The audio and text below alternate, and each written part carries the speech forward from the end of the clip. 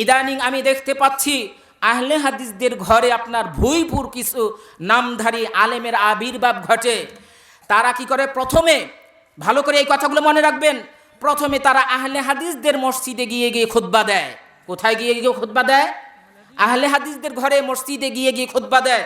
যখন তারা খুতবা দিয়ে দিয়ে তারা মাঠ তৈরি করে, ফিল্ড তৈরি করে, যখন একটু ফেমাস হয়, তখন তারা এই সকল আলেমরা পদচ্যুত হয়, লাইনচ্যুত হয়ে আহলে হাদিসদের বিরুদ্ধে আপনার কথা বলে, কোরআন হাদিসের সহি আকিদার বা আহলে হাদিসদের বিরুদ্ধে তারা কথা বলে। যেমন আপনারা মনে করে দেখবেন, আমি নিষেধ করছি অথবা আপনাদেরকে সতর্ক করছি, একজন ভদ্রলোক আমি নিজে দেখেছি আহলে হাদিসদের মসজিদে গিয়ে খুতবা দিত কোনো এক সময়, নাম হচ্ছে আমজাদ বিন মুরাদ। আমি এই জন্যই বলছি, জাতিকে সতর্ক করার উদ্দেশ্যেই নাম নিয়ে বলছি, জাতিকে আপনার ভয়ানক ষড়যন্ত্র থেকে রক্ষা করার জন্য নাম নিয়ে কথা বলা জায়েজ আছে, হাজারো বার জায়েজ আছে। আমজাদ বিন মুরাদ সর্বপ্রথম আহলে হাদিসদের মসজিদে গিয়ে গিয়ে খুতবা দেওয়া শুরু করলো। অতঃপর যখন তার ফিল্ড তৈরি হয়ে গেল, সে এখন আহলে হাদিসদের বিরুদ্ধে, এখন আর হাদিস ভালো লাগে না, সে আহলে কোরআনের দলে যোগ দিয়েছে। দ্বিতীয়ত আপনার আরেকটা বক্তা, ফেমাস বক্তা, এখন আপনার সেই বেদাতীদের হাজারো আপনার ফেরকা দল ওগুলোর সাথে যোগ দিয়ে আপনার এখন আহলে হাদিসদের বিরুদ্ধে। সর্বপ্রথম তার অবস্থা যদি জানেন, ইতিহাস যদি জানেন, সে আহলে হাদিসদের মসজিদে গিয়ে গিয়ে খুতবা দিত। নাম হলো তার আবু তোহা আদনান। জানেন না নাম? শুনেন না? এই প্রতারক এখন আহলে হাদিসদের আকিদায় আপনার মানহাজে থুতু নিক্ষেপ করে এই ধরনের কথাবার্তা বলে। হ্যাঁ, মুরাদ বিন আমজাদ। তো যাই হোক, মুরাদ বিন আমজাদ ওই ব্যক্তি, আর দ্বিতীয় হচ্ছে আবু তোহার আদনান। এগুলোর বিষয়ে সতর্ক থাকবেন। এখন বেদাতীদের আপনার বাতিল ফেরকাদের সাথে একত্রিত হয়ে আজকে কোরআন হাদিসের প্রাজ্ঞ যারা অক্লান্ত পরিশ্রম করে দ্বীনের তাওহীদ, সহি মানহাজ, কোরআন হাদিসের এক একটা অত্যন্ত প্রহরী হিসাবে, সিফাহ সালাহ হিসাবে আপনার কাজ করে যাচ্ছে, সারা বিশ্বে তথা বাংলাদেশের ঘরে ঘরে, প্রত্যেকটা ঘরে ঘরে সহি আকিদার দাওয়াত পৌঁছে দিচ্ছে।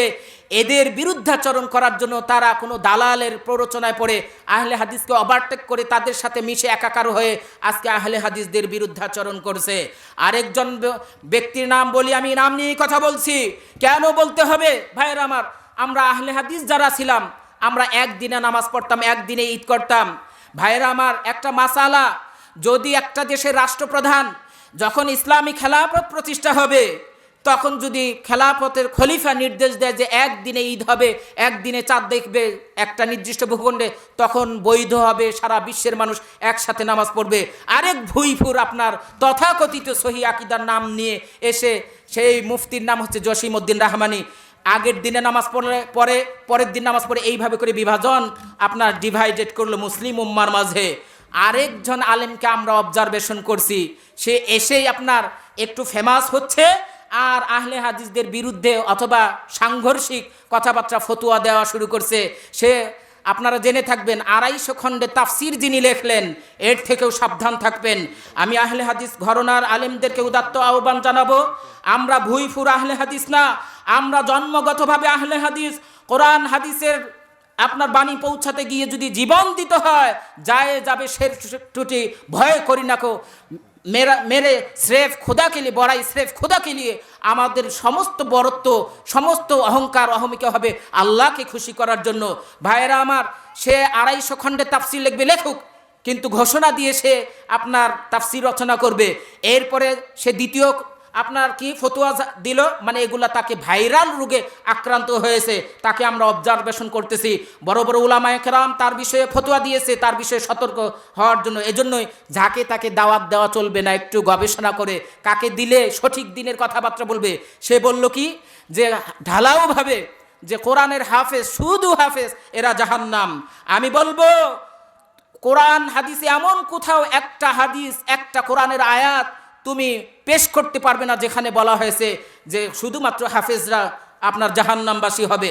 হ্যাঁ, তা সে ব্যাখ্যা করে, আমি তাকে বলছি তোমাকে ব্যাখ্যা করতে হবে এই কথার, তোমার এই ফতোয়া উদ্ধৃত করতে হবে অথবা ব্যাখ্যা দিতে হবে। সে ব্যাখ্যা দেয় কি, যারা হাফেজ হওয়ার পরে আমল করে না সে জাহান্নামী। আরে বেটা, এই ফতোয়া তো ঘরের ছোট বাচ্চাও জানে। একজন আলেম যদি আপনার মুফতি মুহাদ্দিস হওয়ার পরে যদি আমল না করে, সেও তো জাহান্নামবাসী হবে। যদি আল্লাহকে না মানে, যদি শিরক করে, বেদাত করে, তো সবার ক্ষেত্রেই তো আপনার জাহান্নাম, তুমি ফতুয়া দিয়ে ভাইরাল রোগে আক্রান্ত। এরপরে সে বলল কি, একজন মদিনা থেকে পড়াশোনা করে এসে এরপরে সালাফি দাবি করে, মক্কা থেকে পড়ে এসে সালাফি দাবি করে, এগুলো তাকে ভাইরাল রোগে সে আক্রান্ত হয়েছে। এজন্যই এদের থেকে সতর্ক থাকতে হবে। সে বলে বাংলাদেশে পড়াশোনা করে এরপরেও সালাফি। আরে মেয়া, তুমি জানো সালাফির মিনিং, সালাফি কাকে বলে? তোমাকে শিখতে হবে নতুন করে সালাফি কাকে বলে, তোমাকে শিখতে হবে আরো। এজন্যই বলছি তুমি সতর্ক হয়ে যাও। যদি তুমি কোরআন হাদিসের দাওয়াত দাও, অহেতুক ফতুয়াবাজি না করে কোরআন হাদিসের কথা বলো, আমরা তোমাকে সাদরে আহ্বান জানাবো। এই কথাগুলো কেন বললাম? ইসলাহের জন্য, আমরাও ইসলাহ হব, তোমাকেও আহ্বান জানালাম। এই জন্যই আপনার এই বক্তাদের, বিশেষ করে আমি যে নাম নিয়ে বললাম, এরা ফেরকাবাজি করতে করতে আপনার একটা পর্যায়ে আহলে হাদিসদের বিরুদ্ধে যায়। আর এদের একটাও আপনার আহলে হাদিসদের ঘরে জন্ম না। এরা ওই যে ভুইফুর হিসেবে আসে, আসার পরে মাঠ ফিল্ড তৈরি করার পরে এরা আহলে হাদিসের বিরুদ্ধাচরণ করতে শুরু করে। কাজেই হকের পক্ষে থাকবো আমরা। আরেকটা বিষয়, আমরা আহলে হাদিসদের মধ্যে আলেম ওলামা যারা আমরা আছি, প্রত্যেকটা আলেমকে মর্যাদা দিবেন, যেই ঘরনার হোক, যেই আপনার সংগঠন করুক। কিন্তু আমরা আমাদের আকিদায়, মানহাজে, মানহাজু সালাফিয়া, আমরা কোরআন হাদিস নিয়ে সবাই একমত, কেউই দ্বিমত নাই। হতে পারে আপনার শাখাগত, আপনার ওই যে আপনার দলগত একটু ভিন্নতা, কিন্তু আমাদের মধ্যে কোনো ভিন্নতার অবকাশ নাই, কোনো ভিন্নতার অবকাশ নেই। এটা নিয়ে যেন কেউই, কোনো আলেম বেদাতিরা যেন এটার সুযোগ লুফে নিতে না পারে। আরেকটা কথা, সজাগ থাকতে হবে, প্রতিবাদ করতে হবে। একজন আলেম যদি কোথাও আপনার আক্রান্ত হয়, তার প্রতিবাদ আমাদেরকে করতে হবে। আপনারা জানেন এই দেশের, আমার সংবিধানের 37 নং অনুচ্ছেদের ক আপনার অধিকার দিয়েছে, স্বাধীন দেশে স্বাধীন নাগরিক হিসেবে আমাকে কথা বলার অধিকার আছে। একজন হিন্দু, একজন বৌদ্ধ, একজন ডোম, একজন নাসারা ইয়াহুদি, নাসারা হিন্দু, বৌদ্ধ, খ্রিস্টান, জৈন, সবাই কথা বলতে পারবে, সবার অধিকার সংবিধান দিয়েছে। কাজে আমি কথা বলতে পারবো না, এটা হয় না। আমাদের সহি আকিদার লোকেরা কথা বললে বাধা দেওয়া হয়। সহি আকিদার লোকেরা যদি ব্যাখ্যা বিশ্লেষণ করে কোরআন হাদিসের কথা, তাহলে তারা এটাকে কাটছাট করে। এক শ্রেণীর যারা আপনার ইউটিউবার আছে, ভাই তোমাদেরকে উদাত্ত আহ্বান জানায়, তোমরা আল্লাহর কাছে তোমাদেরকেও যেতে হবে, আলেমদেরকে বিপদে ফেলে দিও না, প্রতিবাদ করতে হবে। আলেমরা যেন মর্যাদার ভুলুণ্ঠিত হয়, মর্যাদার নষ্ট হয়, এই কাজ তোমরা করবা না। প্রয়োজন বোধে তাদের থেকে অনুমতি নিয়ে তোমরা ইউটিউবে তাদের কথাগুলো সারবা। আল্লাহ সুবহানাহু ওয়া তাআলা এজন্যই বললেন, ইন্নামা ইয়াখশাল্লাহু মিন ইবাদিহিল উলামা ওয়া ইরফাউল্লাযীনা উতুল ইলমা দারাজাত। আলেমদের মর্যাদা আল্লাহ দিয়েছেন, রাসূল সাল্লাল্লাহু আলাইহি সাল্লাম দিয়েছেন। রাসূল সাল্লাল্লাহু আলাইহি সাল্লাম এই কথাও বলেছেন, শোনো পৃথিবীর মানুষেরা, আলেমদের মর্যাদা কত, মৎস্যকুল, আকাশ জমিন বাতাস সবাই আলেমদের জন্য দোয়া করে, আর তোমরা আলেমদের বিরুদ্ধাচরণ করো। ভাইরা আমার, আজকের খুতবা, আজকের আলোচনার মধ্য দিয়ে আরেকটা কথা শোনাতে চাই, জানাতে চাই। একজন ব্যক্তি আমাদের দেশে লেবাসধারী, কালো চশমা পরিহিত ব্যক্তি, আমি তোমাকে লক্ষ্য করে বলছি, আমার কথা নেটে যাচ্ছে, হয়তো তোমার কর্ণকুহরে পৌঁছে যাবে, দৃষ্টিগোচর হবে। আমি জানতে চাই, তুমি কিতাবাদি পড়েছো, তুমি যে তাকফির করো, বারবার তুমি ফতুয়া দাও যে কাফের, অমুক কাফের হয়ে গেছে। আপনারা জানেন যে আকরামুজ্জামান কত বড় একজন বিজ্ঞ আলেম, সমীহ করি আমরা তার অবদান। আল্লাহ রাসূল সাল্লাল্লাহু আলাইহি সাল্লাম বললেন, মাল্লাম ইয়াশকুরিন নাস ফালাম ইয়াশকুরিল্লাহ।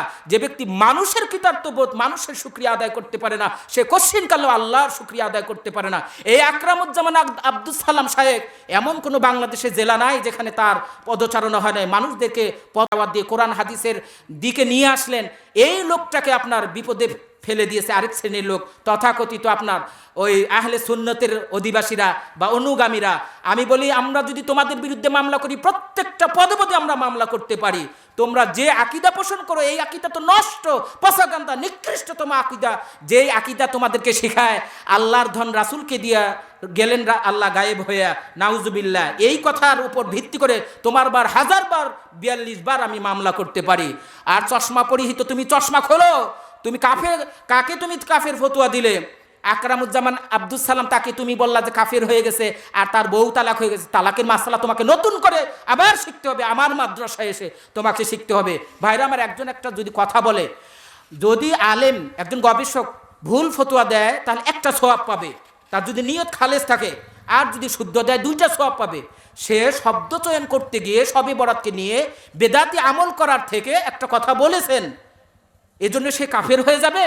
সে এসে আপনার লাইভে এসে তার ভুলটা বলেছেন যে আমার শব্দ চয়নটা হয়তো সমীচীন হয় নাই, এরপর থেকে সে সতর্ক হবে, তাকে কাফের ফতোয়া দিল। এজন্য আবু হুরায়রা রাদিয়াল্লাহু তাআলা আনহু থেকে বর্ণিত, তিনি বললেন, একটা হাদিসের কথা শুনে আজকের খুতবা শেষ করছি, আলোচনা শেষ করছি। রাসূল সাল্লাল্লাহু আলাইহি ওয়াসাল্লাম বললেন, মান ক্বালা লি আখিহি ইয়া কাফিরুন ফাকাদ বাআ বিহি আবাহুমা। বুখারীর হাদিস, মুসলিম শরীফের হাদিস। নবী সাল্লাল্লাহু আলাইহি ওয়াসাল্লাম বললেন, কোন ব্যক্তি, মুসলিম ব্যক্তি অপর ব্যক্তি যদি কাফের বলে, হয় সে কাফের হবে অথবা যাকে বললো সে কাফের হবে। কত দূর এই কাফের ফতোয়া দেওয়ার দৃষ্টতা তোমার পক্ষে, এইভাবে করে তুমি কাফের দাও। মনে রাখো, কিয়ামতের দিন তোমাকে জবাবদিহি করতে হবে, আল্লাহর কাঠগড়ায় দাঁড়াতে হবে। সতর্ক হয়ে যাও, কাফের ফতোয়া দেওয়া বন্ধ করো। আর এমন কোনো ফতোয়া তোমাদের কিতাবেই আছে, কোনো ব্যক্তি যদি স্ত্রীকে তালাক দেয়, মনের মধ্যে যদি নিয়ত না থাকে, আপনার স্বাভাবিক শব্দের মধ্যে তালাক দেয়, তাহলে তালাক হয় না। আর ওই ব্যক্তি আব্দুস সালাম বিন ওকি এই মাসলা দিয়েছে যে তা আমার স্ত্রী তালাক হবে, আমি ভুল ফতোয়া দিচ্ছি, ফতোয়া দেওয়ার আর জায়গা পাও না। ভণ্ডামির একটা, প্রতারণার একটা সীমা রাখা থাকা, লিমিট থাকা উচিত। কাজে সতর্ক হয়ে যাও, সেই দিন আর দূরে নয় যেই দিন প্রত্যেকটা বাংলার ঘরে ঘরে, প্রত্যেকটা ইঞ্চি ইঞ্চি মাটিতে কোরআন হাদিসের গুণগান গাইবে। আকাশ জমিন বাতাস মানুষ, এদেশের মানুষ প্রত্যেকটা ঘরে ঘরে কোরআন হাদিস ছাড়া আর কিছুই থাকবে না।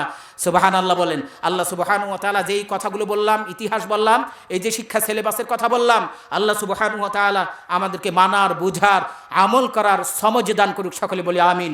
আকুলু কাওলি হাদা ওয়াস্তাগফিরুল্লাহাল আযীম ফাস্তাগফিরুহু ইন্নাহু হুয়াল গফুরুর রহিম।